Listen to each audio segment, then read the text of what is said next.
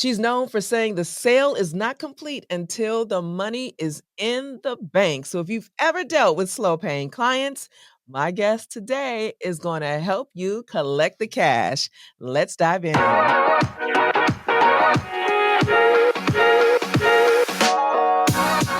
Welcome to Sisternomics, everybody. This is where we help women become more confident with money, recognize their worth, and create their own economy. My name is Monique Caradine Kitchens. I'm so glad you're with me today. I am a certified money breakthrough coach, and I want you to do me a favor. Pick up your phone right now and follow me on Instagram at Sisternomics. You're also cordially invited to join my private Facebook community. It is called the Sisternomics Inner Circle, and that's where we bring guests and experts in to talk to you about all things related to money and creating your own economy. Now, what do you do when you are running your business and clients be taking forever to pay you, right? I mean, those unpaid invoices can absolutely have negative consequences, not only on the health of your business, but on your own personal health, right? 'Cause that can be very stressful. I'm in a situation right now, truth be told, where I'm like, okay, this is the sixth reminder that I'm sending out. But nevertheless, there is a solution to that problem. And I'm so glad that the woman who is probably the best in the business at recovering your revenue, she is joining us today and she's going to help you learn how to collect the cash. Dee Bowden, welcome to Sisternomics. Hey Monique, thank you so very much, man. I have been. Can I just tell you, I have been so excited and looking forward to this conversation. Listen, and Me this is a full circle too. moment because you know how we met. We met on LinkedIn. We sure did. We We met sure on did. LinkedIn.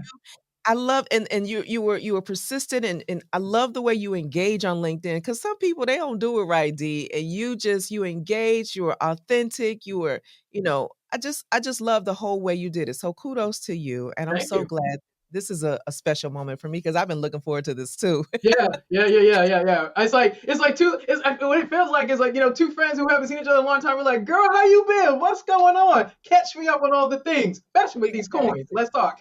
Especially with these coins, honey. So, I always like to start with finding out a little bit about your money story. So tell me about yours. How did you experience money growing up? So growing up, money was definitely somewhat of a challenge. It was a challenge in this regard. My dad worked two jobs because he wanted me. My dad was focused on education. So my money story was that I watched my dad work two jobs for me to make sure that I got a good education, and so that meant that I had to make sure I got good grades, didn't stress him out, and all the things. And so I worked hard to do that, and I also wanted to make him proud because I watched him. Like I said, I watched him hustle for me to get his education. So he knew that I was a smart kid, and he was like, okay, if I can get you into better schools, then I can set you up for success going forward. And that was his gift to me, and I'm forever grateful for him loving me that much to do that for me. Wow.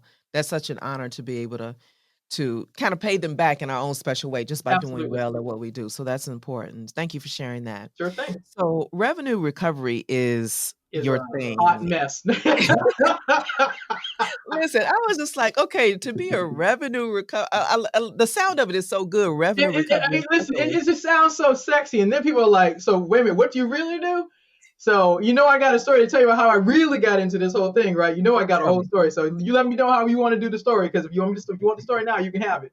You go ahead right on into it. All right. So listen, what had happened was about eight. It's true story. So what had happened was about 18 years ago. I used to work for a small IT company outside of Boston, where I'm originally from.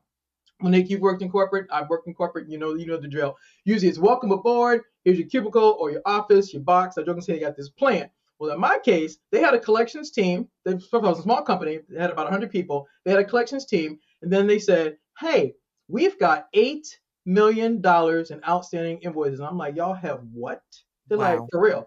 They're like, "Yeah, we got $8 million in outstanding receivables, and the team can't collect it. Your resume says you know how to collect money, so we need you to do what you do." Now, I'm a believer. So me and God had a short conversation. Kind of went like this. Hey, God. Yes, D. How are you? Overall, I'm fantastic.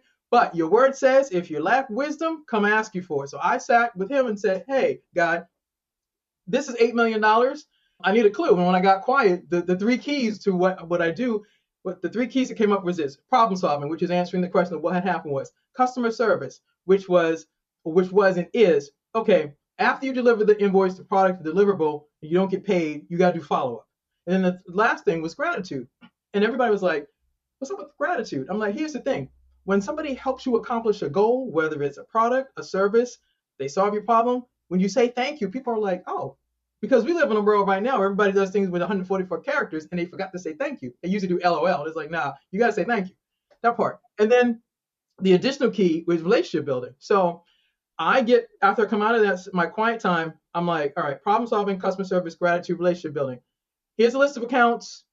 I work Monday through Friday, 4 to 8. And they're like, we need you to collect this money. So I'm old school. I'm on the phone. Hi, I'm Dee from Sun Touch Company. May I speak to the person in accounts payable, please? Hey, Susie, how are you today? Great, thanks. How are you? All the banter. Then it's like, okay, listen.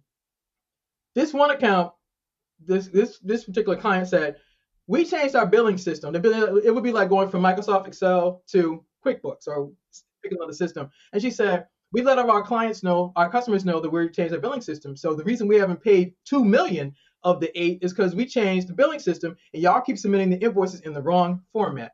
Monique, let me tell you something. When she told me that, I was like, are you serious? She's like, yeah. And I said, of course, I need the email that you sent out. And I said, can I get that? Because I'm going to go talk to the comptroller and say, here's $2 million with one phone call that we can get back if we just reformat this and resubmit it. And she was like, are you serious? I'm like, Simple as that. Problem solving. But that's problem solving. A lot of this in the money story, especially in business, a lot of times what people don't want to do is get into the weeds. I happen to like the weeds. People are like, you're funny. I'm like, but I'm serious, because usually at the surface level, people don't usually solve problems. It's usually you have to peel back the layers. Well, in my case, I had to learn how to do problem solving, ask the right questions, do the follow up. So I get on the phone, and in 60 days, I've recovered $6 million. True story. Wow. For this one company that you're talking about. Company. Then how my money story really changed was the CEO says, listen, we're going to have a chat. I'm thinking, because my team has collected all this money. I've done my part. I've done 6. Collectively, we've done a lot. Sales team has done a lot, all the things. And he says, we're going to have a chat. Come downstairs. I'm thinking we're getting bonuses because we've all done really well. Oh, no. Thank you so much for all you've done across all the departments. We've made an executive decision. We're closing the company today and letting all y'all go 2 months before Christmas. What? This is a true story. This is in my book. This is true. This is how come I do collected cash today. Because of what happened to me. Because think about it. Your listening audience is small and medium-sized business owners. Imagine, I'm sure some of them have had financial impact, and they're like, could that happen to me? Yes, if you don't pay attention to your sales and your AR, absolutely. And after we got let go, I was like, are you serious? I mean, I had some other choice words, but I was like, are you serious? Like, this happened to us. And so after I recovered from that, I started thinking about, how can I help small business owners or serve small business owners in this way? Let's talk about your sales and your AR, because I say it this way: collect the cash. The sale is not complete until the money's in the bank. Because here's the thing. I think a lot of people are under the perception that because I got the sale, that means I have the money. It does not. Absolutely does not. Right. It means you have the contract. You have the beginning of the sales process. You have the sale. Then you have to do the contract. Then you have to do order entry, order fulfillment, deliverables, billing, and collections. It's the entire process. But what happens is people get so hyped up, oh man, I got my sale. But the sale is not complete until you take it all the way through. And that's why I do what I do today. And so I, fast forward to COVID. I sat and watched. Okay, I love theater. So for me personally, when Broadway shut down, which is a multi-million-dollar business, every theater house in New York City shut down. Think about it. Each of those theaters is a business, which means they had contracts with vendors to sell tchotchkes, T-shirts, all the things. Those people had their sales projection that they were counting on. That money was no longer there. The shows no longer ran. All the things. So I'm watching my story happen over and over and over, and nobody's talking about it. I'm like, hey, y'all gotta talk about this.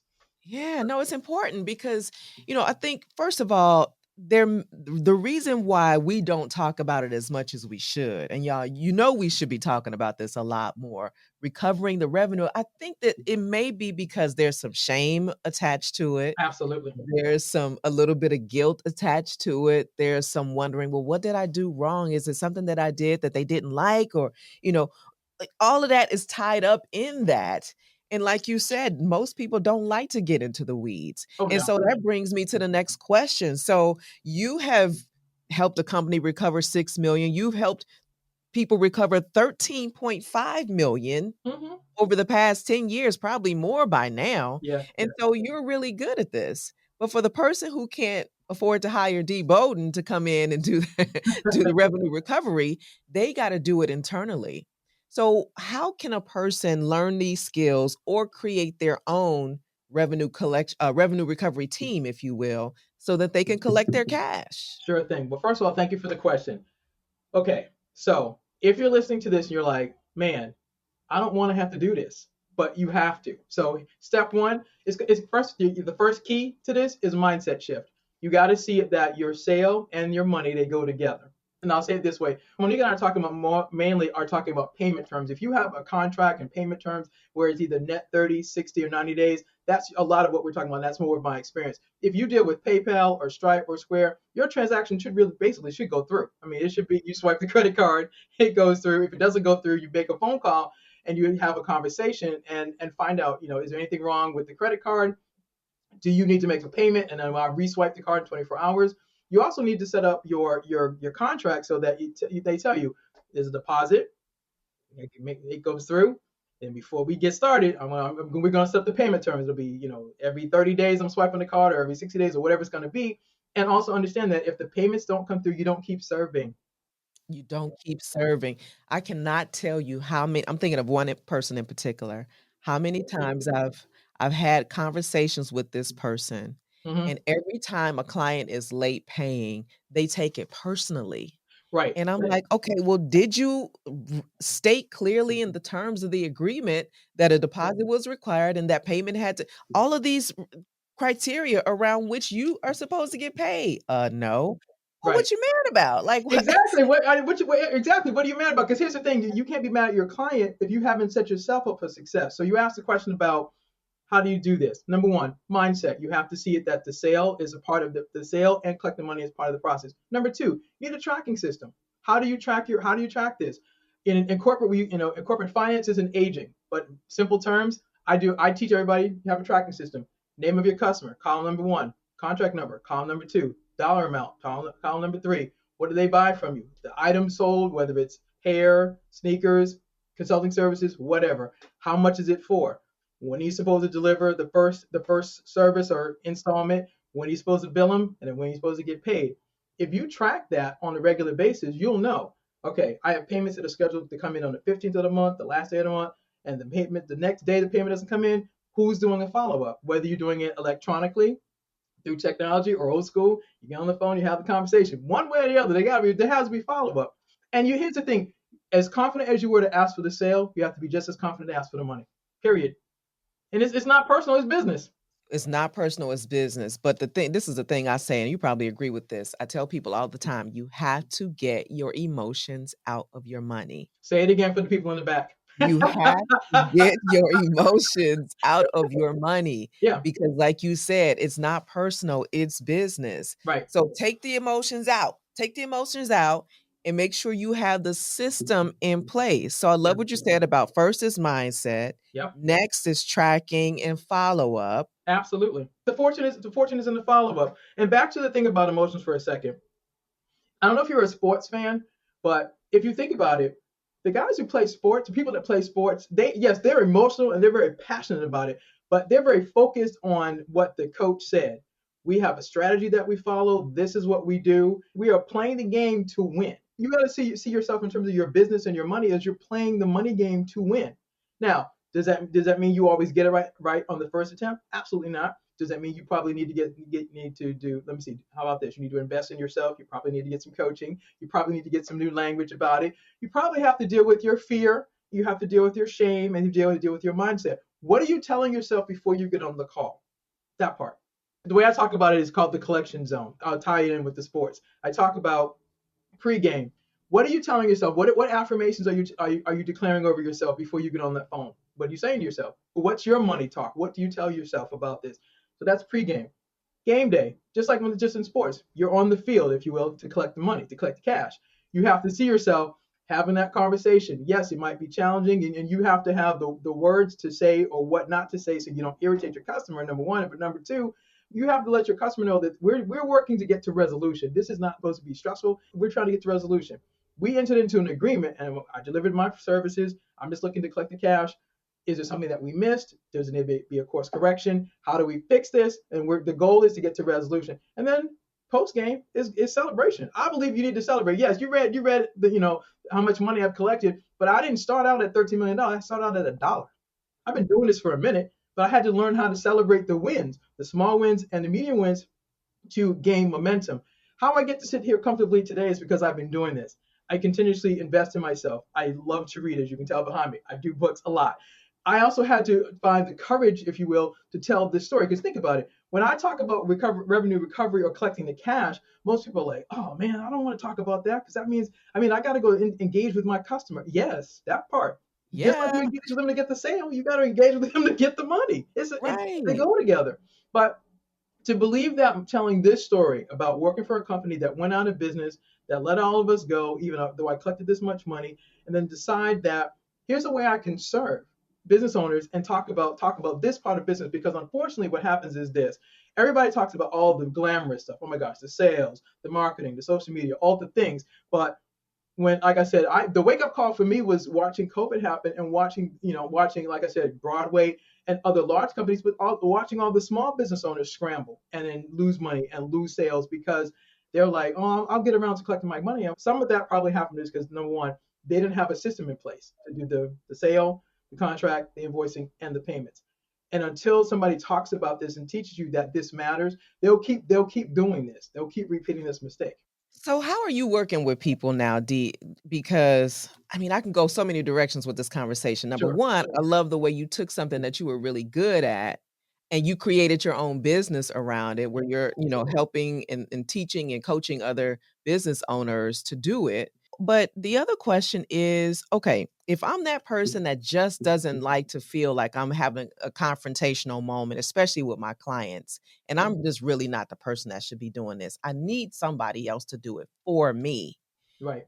Is this a thing that I can bring in like a virtual assistant, or do I call Dee Bowden? Like how, You can do both. You can do both. You can train your virtual assistant to do this while we have your bookkeeper, or you reach out to me and we have a call and we'll talk about this. Because here's the thing: my objective, how I work with my clients is this. Yes, I offer done for you services, but my bigger thing is to teach you to do this for yourself. Because my goal is that if I teach you how to fish, teach you the way I've learned how to fish, you'll keep fishing. You're gonna get this. You're gonna get this. Now, yeah. part of it too is I have to get through your mindset because you're like, okay, I don't like making phone calls. I don't like doing follow up. Okay, right. But here's the thing: you like making sales and you like getting the clients, right? Mhm, Yeah. mhm. I got to get you to. I have to work with you to get those two things together.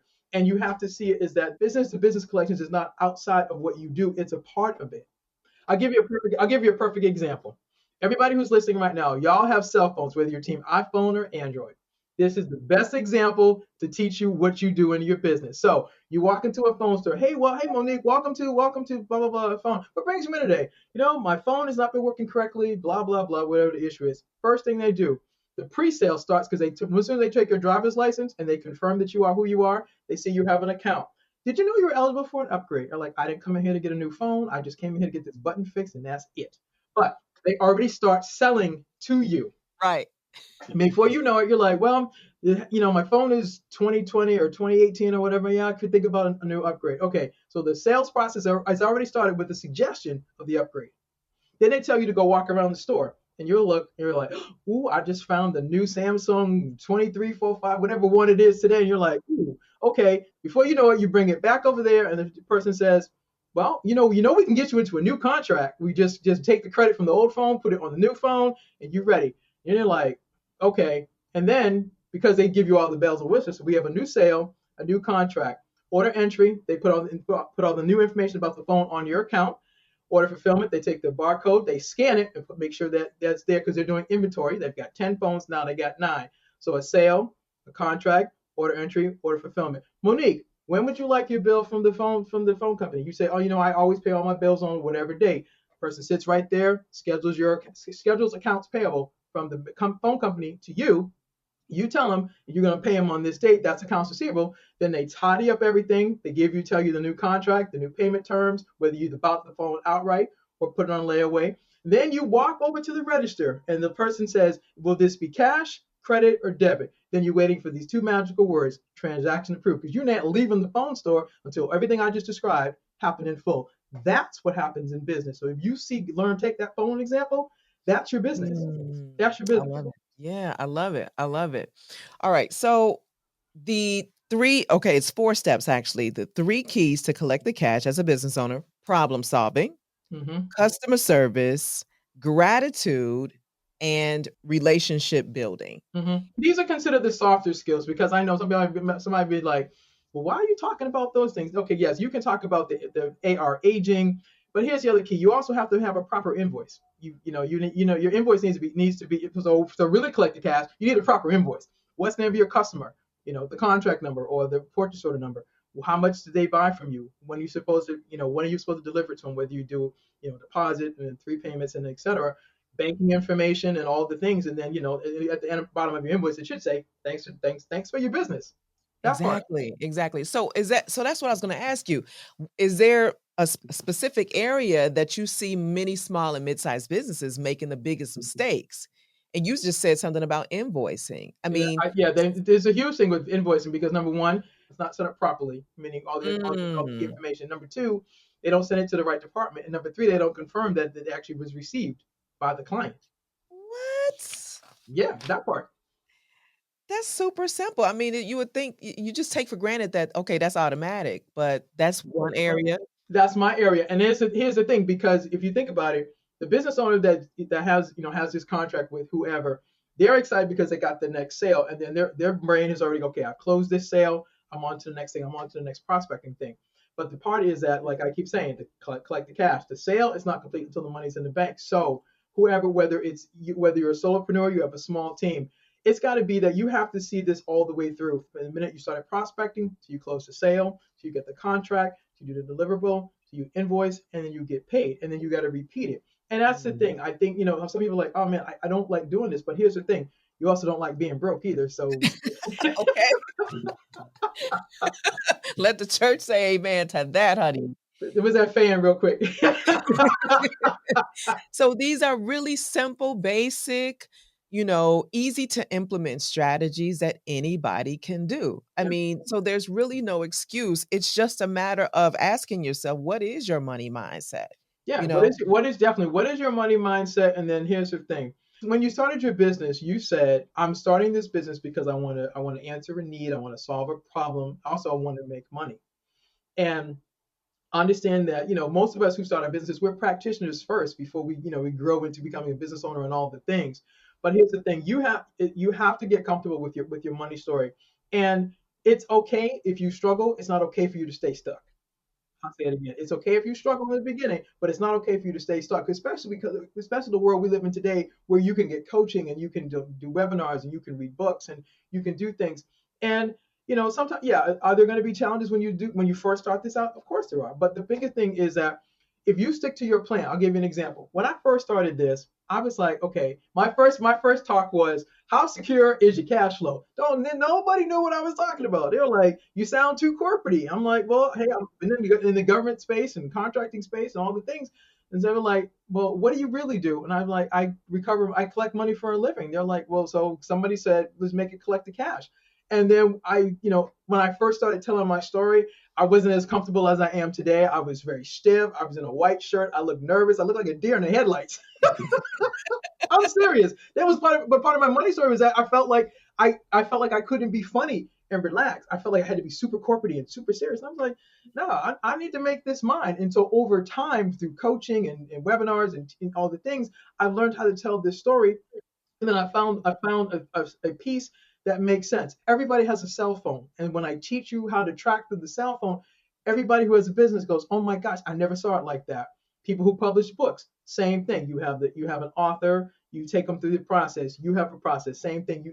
Everything in life is tracked. I teach you how to track your sales and track your money, and they go together. And I get you into the right mindset, pregame, game day, post game, and then how do you set up a proper invoice? What needs to be on it? And then your banking information. That's the goal. My goal, like I said earlier, is to teach you how to fish so you can keep doing this for yourself. Yes. If you need Yeah. my assistance, am I available? Absolutely. But I want to come in, not necessarily have to collect for you. I want to teach you and your team how to do it better so that in 60 days or 90 days, you are set up for success and you can go on and just crush it. That's my I real love goal. it. The thing that just keeps coming up for me is a couple of things actually, but the simplicity of it. And I'm a big believer that less is always more. It doesn't have to be rocket science. It's simple, and you make it feel really simple. Thank you. But Dee, I'm also struck by how you have taken something that you did professionally for another company and Mhm. you built this pretty cool brand. I mean, the Collect the Cash brand. I mean, you got a book, Yep. you got coaching. I love that, and I can't help but ask you to talk more about how long it took you to build that brand, how long it took you to establish all the things, the programs and products and stuff that you offer within it. I'm just curious, and I think that that's something that we should talk a little bit about here today on Systonomics, if you don't mind. Oh no, I'm totally fine about it. Well, here's the thing. So, I have been doing this. So I'm a dualpreneur, which means I still have a career and I'm building this Oh, okay. as a part-time business. So I'm doing that. How long it took, how it started was this.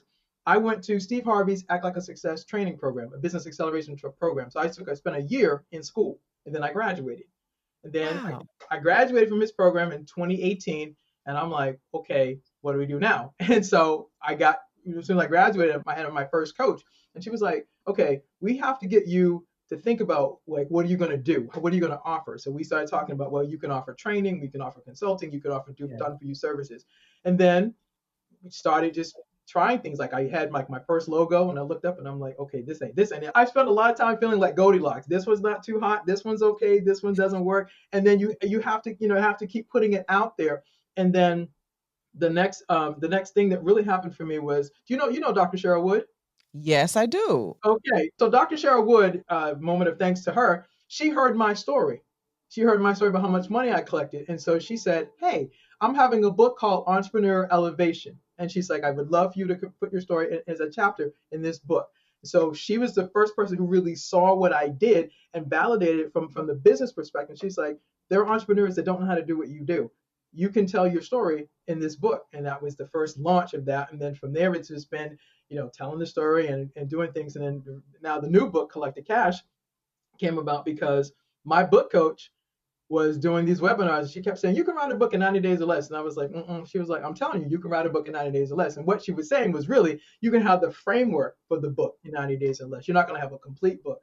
But same thing like her. She said, Dee, small business owners, we're your why. You want us to win.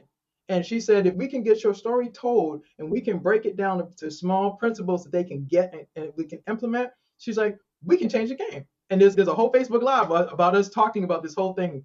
And we talk about how I played double dutch with her. I didn't want to do it. I was not feeling it at all. She won. That's why we have a book today, because she was like, come on, give me the rope. And I'm like, no, I'm not doing this. But here's the thing. She saw the value of what I do in terms of collecting money for the government, for corporations, for IT, for software. And she's like, Dee, nobody's talking about this for small business owners. She said, we can change the game with your book. And then you get on podcasts, you can be a coach, you can be a speaker, you can be a trainer. And she kept encouraging me and kept sharing with me, Dee, we are your why. And then one day it really clicked and I was like, okay. And she won. And that's why there's a book today. See, that's what I'm talking about. That is the reason why it is so important to be around others who can see your vision, who Yes, can help you unpack it, who can help you build something with that, and that really, really resonates with me, so thank you for sharing that. That's what Systonomics is really all about. How do you take what you know and create your own economy? And that's exactly. exactly what you've done. So you've got an economy with the book, that's one stream of income. Right? Another part of the economy is the coaching that you do and the training that you do, Yeah. that's another stream of income. You're speaking, that's another stream of income. What am I missing? What else is No, there? that's it. Those are the ones right now, and I'm sure after we get off this call, we'll think of something else. I love it. I love it. I love it. Okay. So now that we've covered all the bases and help people learn how to collect their cash, let's talk about your systemic strategy. And I'll explain briefly what that is. Hmm. Your systemic strategy is how you create your own economy, which we just broke that down. Hmm. It also has to do with your ideas or your strategy around giving and philanthropy. Sure. And then the third piece of it is your plan for leaving a legacy of wealth to your loved ones, family, or any organizations that you believe in. You can talk about all of those or just choose one. Okay. Well, giving is one that's very important to me. I was raised in church, so it's being a philanthropist or being a giver is been always been part of it. That's ongoing and it still happens today. So that's one. I don't have kids, so collect the cash is my legacy, and so everything I'm doing from the book to the trainings to the podcast, what I'm doing is creating a library of information that will be available long after I'm gone.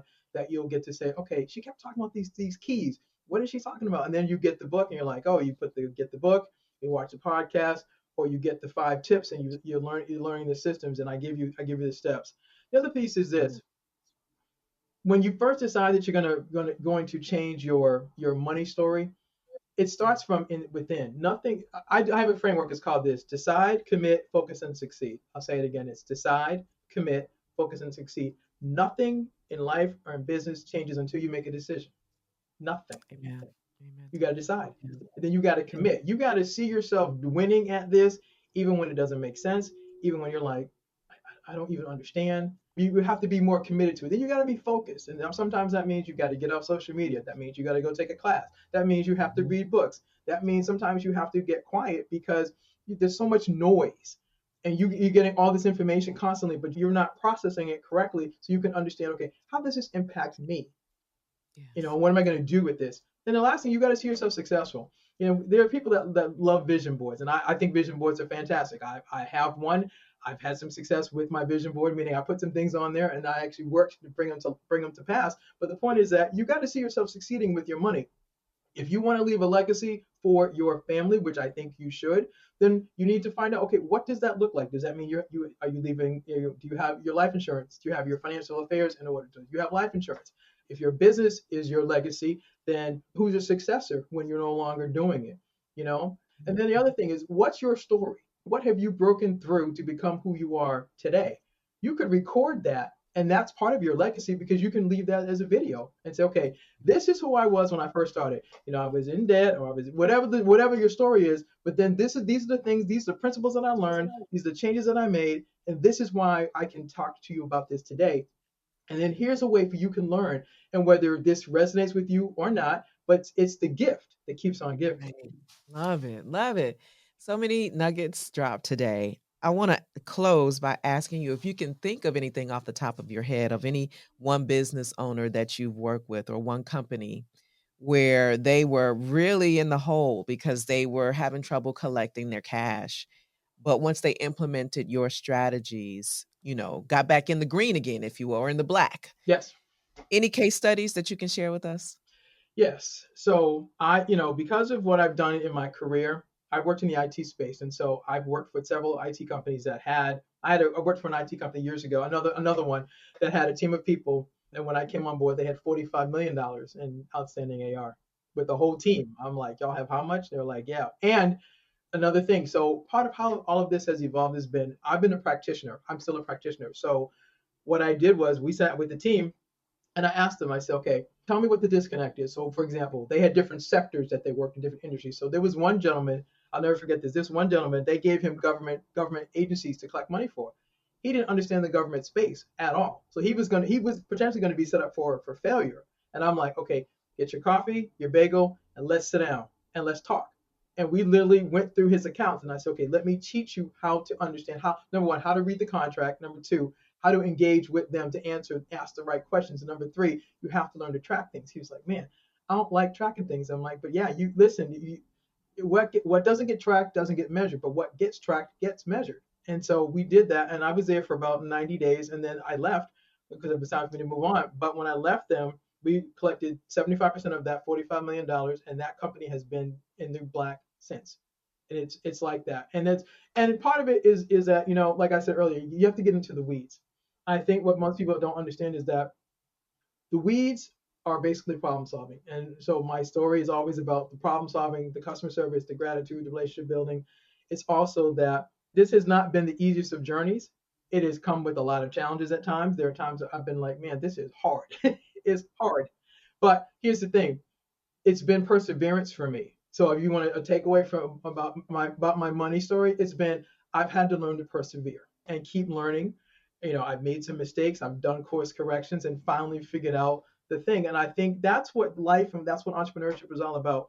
You see a problem that you can bring a solution to, and you do the first iteration of it, and you're like, ooh, just like the cell phone. We had a Samsung 1, now we got a Samsung 23. The first Samsung, I'm sure it did what it needed to do during that season. They have reiterated that phone 20 something times now. Same thing with iPhone.